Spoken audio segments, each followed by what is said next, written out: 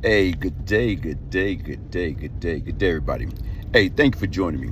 Just in case you're joining me for the very first time, I am the real Brian Glaze Gibbs. Hey, make sure you hit that like button, subscribe, share, support, and it's a new feature. You know, right after share, remix, it's a hype button. Please hit that for me.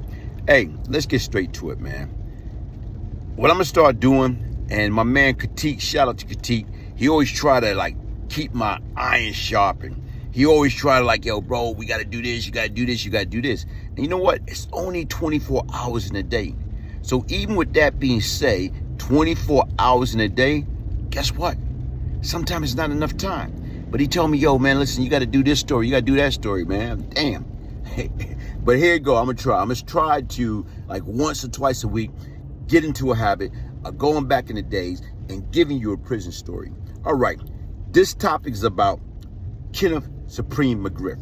Okay, right now lately, y'all probably right now within the last 2 weeks, he dropped the Supreme truth, okay, about his story. Now, this is before this is his very, very first bid. During his very first bid, he got picked up in 1985. He got picked up on a drug raid, and, right now he's stated that Bimmy Music was the CI that lied and got the warrant and got him arrested. But anyway, Preem didn't go to trial. He did not go to trial. I think his lawyer at that time was David Cohen, Victor Knapp. But anyway, those guys, hey, listen, don't worry about it. Cop out. Whoa, cop out. When you cop out, you give up all your appeal privilege. But for some reason, he was able to cop out and still appeal his verdict. So now, 2 years later, in 1987, he wound up getting an appeal bond and went home. And he last 2 months before he caught the Fed case. But let's get back to it. So from 85, he got arrested, cop out, went upstate. So right now it's from 86 to 87. He went to Elmira, New York. That's upstate. In Elmira Correctional Facility, you have the reception center that most adolescents, the age of 16 to 20, right now leave Rikers Island after they get convicted, and they all get busted up, chained and shackled, and they get sent to Elmira. So Elmira reception, when you go through there, guess what? It's like classification. It's like once you get there, you stay there. I went up there January 13, 1982, and I stayed up there approximately 2 months. When you go through there, you go through reception and getting up that bus, and we went up there, it was a blizzard that night.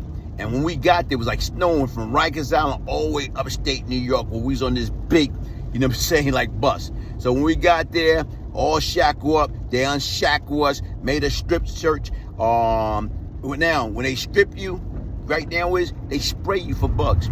Then they turn around and give you the green uniform and an itchy blanket and sheets and stuff, and your toothpaste, your soap, your rag, whatever. But anyway, that's Elmira reception.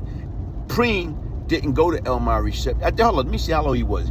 I think Preem was probably adult by then. So he didn't go through Elmira reception. He went through downstate, and then he got to Elmira. So while he was in Elmira, like I say, he got a hell of a name. He's like a kingpin status. And everybody know there in Queens was making plenty of money. You got Preem, Fat Cat, Corley, Tommy Mickens, and so on. But anyway, when he get there, always remember, guys, when you made money and you known for hustling, you always got to remember that you're going to have people up there, cats that been in prison, that got life, that's never coming home. And you had these guys, they was up there, they was extortion crew. And even right now, Queens wasn't known from when I was coming up back in the days for selling drugs. So back then, when I went through prison, that was 81, 82, 83, 84, Manhattan. Manhattan was known for all the drug dealers and all the kingpins or whatever. So right now, back then, some of those cats, that drug dealers, hustlers, kingpin, they was getting crushed. They was getting extorted. And people was pushing up on them. And some of these people, they was paying. And then you got a chosen few that wasn't paying. So anyway, Preem got stepped to.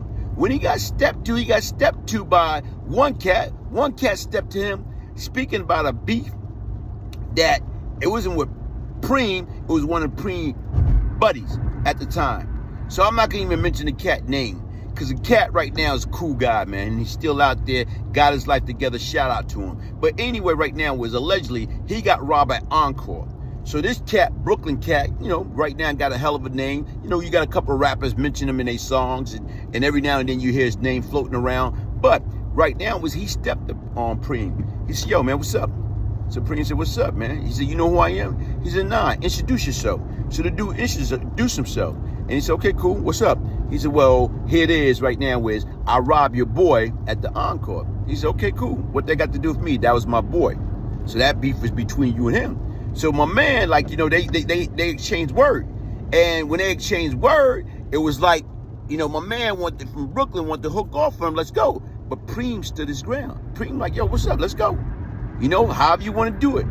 You know, long story short, some other cats stepped in and said, nah, man, here it is right now. You heard what the man say.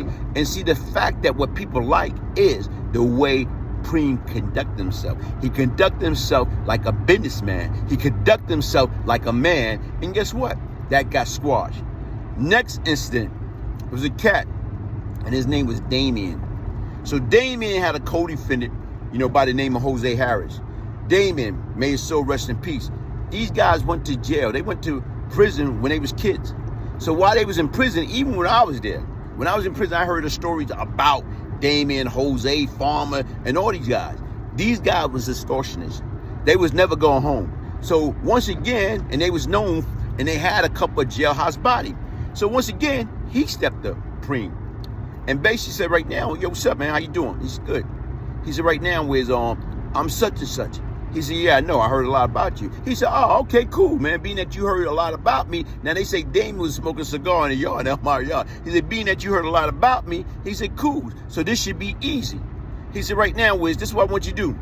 I'm going to give you an address, and I want you to have somebody drop off $10,000 to that address. So basically right now, Preem say, hold on, wait a minute here, man. You must be got this twisted. Because once again, hey, listen, I'm not dropping you off anything. So here it is, they exchanged word. He said, listen, man, the bottom line is right now, whatever you want to do, that's what we got to do. You know what I'm saying? I'm not giving you anything. You know, we can go at it, you know, hand game, knife game, whatever. But right now, before I give you a dime, I'll be out going out of here in the body bag. Whoa, Damien was heated.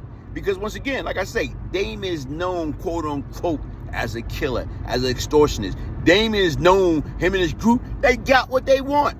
But right now is Preem wasn't having it. Preem put his foot down. And like what they say, I got my boots in the ground. He put his boots he put his state boots in the ground. And basically said right now, however you want to do it, wherever you want to do it, I'm not giving you nothing.